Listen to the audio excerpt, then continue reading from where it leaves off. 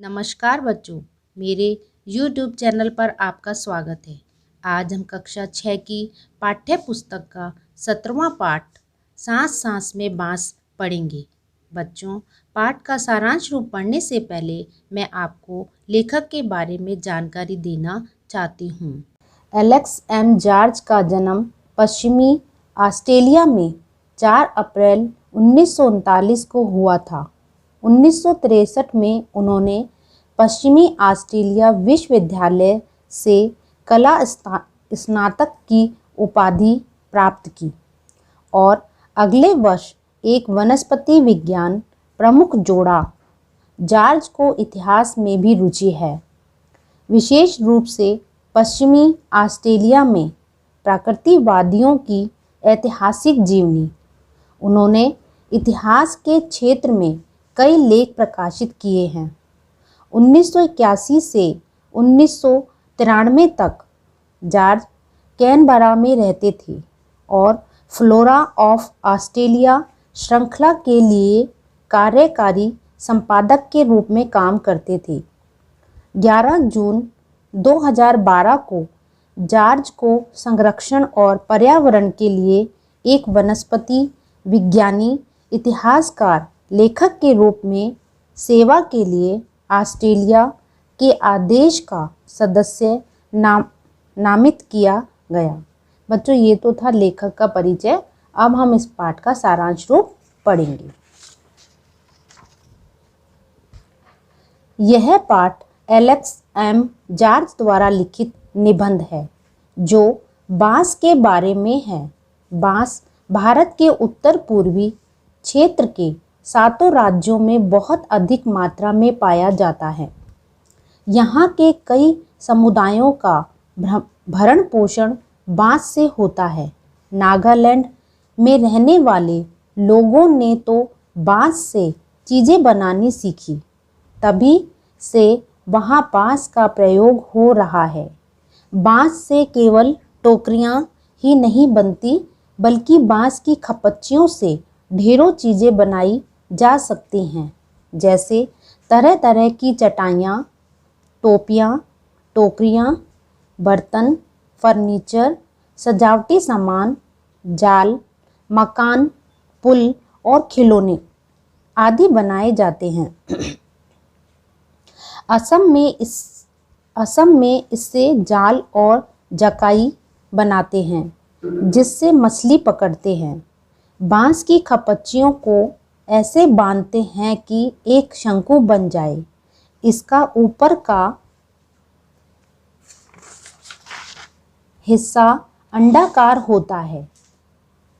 असम में चाय के बागानों में लोग बांस की टोपियां बनाते हैं तथा उनकी पीठ पर टंगी टोकरियां भी बांस की होती हैं।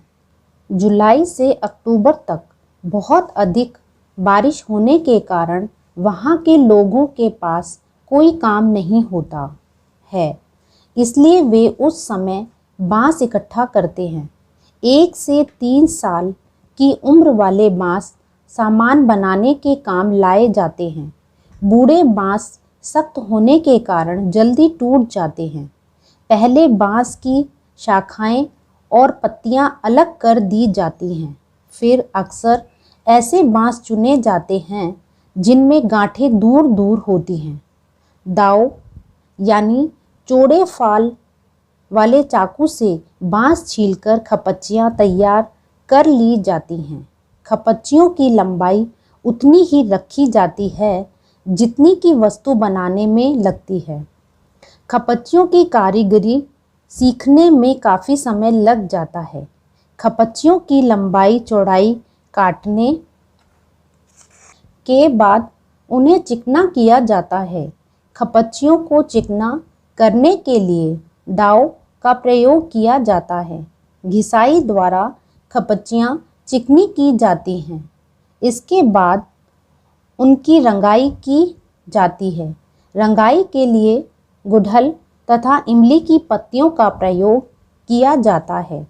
काले रंग के लिए इन्हें आम की छाल में लपेटकर मिट्टी में दबा दिया जाता है। बांस की बुनाई उसी तरह होती है जिस तरह कोई अन्य बुनाई होती है। टोकरी के सिरे मोड़कर नीचे की ओर फंसा दिया जाता है। इस प्रकार हमारी टोकरी तैयार हो जाती है। चेक का डिज़ाइन बनाने के लिए खपच्चियों को आड़ा तिरछा रखा जाता है। फिर बाने को बारी बारी से ताने के ऊपर नीचे किया जाता है। नागालैंड में दीवारें और फर्श बनाने के लिए भी लकड़ी के अतिरिक्त बांस का बहुत प्रयोग होता है। बच्चों, ये तो था इस पाठ का सारांश। अब हम इस पाठ के शब्दार्थ और प्रश्नोत्तर करेंगे।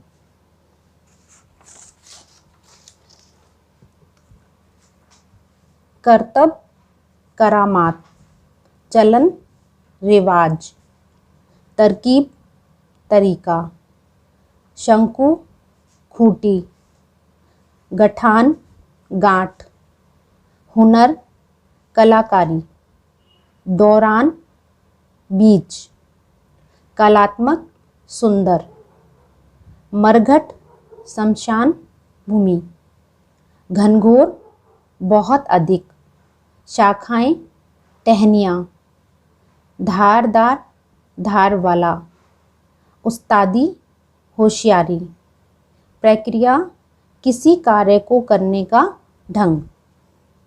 प्रश्न पहला, बांस को बूढ़ा कब कहा जा सकता है? बूढ़े बांस में कौन सी विशेषता होती है जो युवा बांस में नहीं पाई जाती? उत्तर, 4-5 वर्ष की आयु वाले बांस को बूढ़ा कहा जा सकता है। बूढ़े बांस सख्त होते हैं, वे जल्दी टूट जाते हैं, जबकि युवा बांस नरम और लचीले होते हैं। उन्हें किसी भी प्रकार का सामान बनाने हेतु आसानी से प्रयोग में लाया जा सकता है। प्रश्न दूसरा, बांस से बनाई जाने वाली चीज़ों में सबसे आश्चर्यजनक चीज़ तुम्हें कौन सी लगी और क्यों? उत्तर, बांस से बनाई जाने वाली चीज़ों से सबसे आश्चर्यजनक चीज़ बांस की टोकरी लगती है, क्योंकि टोकरी बनाने के लिए 2 या 3 गठानों वाली लंबी खपच्चियाँ काटी जाती हैं। इन्हें चीर कर पतली खपच्चियाँ बनाई जाती हैं। पतली खपच्चियाँ लचीली होती हैं। खपच्चियाँ चीरना हाथों की कलाकारी होती है, जिससे ये काफ़ी मूल्यवान हो जाता है, जिससे इसकी मांग विदेशों में भी रहती है।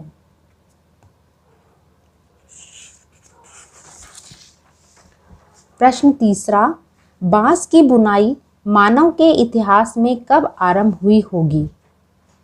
उत्तर, बांस की बुनाई मानव इतिहास में तब आरंभ हुई होगी जब मनुष्य घूम घूम कर भोजन इकट्ठा किया करता था। भोजन एकत्र करने के लिए किसी डलियानुमा वस्तु की ज़रूरत महसूस होने पर उसने बांस की बुनाई शुरू की होगी और बाद में धीरे धीरे इससे और भी कलात्मक चीज़ें बनाना शुरू किया होगा। प्रश्न चौथा, भारत में बांस कहाँ कहाँ अधिक मात्रा में पाया जाता है? उत्तर, बांस भारत के उत्तर पूर्वी क्षेत्रों के 7 राज्यों अरुणाचल प्रदेश, असम, मेघालय, नागालैंड, मणिपुर, मिज़ोरम व त्रिपुरा में बहुत पैदा होता है।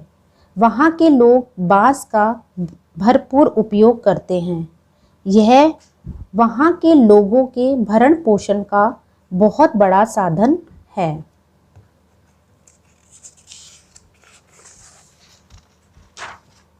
प्रश्न 5वां, बांस की खपच्चियों से क्या क्या बनाया जा सकता है?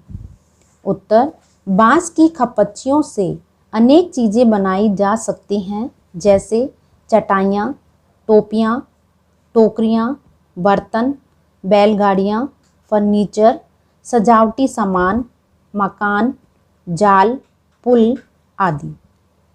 प्रश्न छठा, किस मौसम में लोगों के पास खाली वक्त होता है? ऐसे मौसम में वे क्या करते हैं? उत्तर, जुलाई से अक्टूबर के महीनों में खूब वर्षा होती है। बारिश के इस मौसम में लोगों के पास बहुत खाली समय होता है। इस मौसम में वे जंगलों से बांस इकट्ठा करते हैं।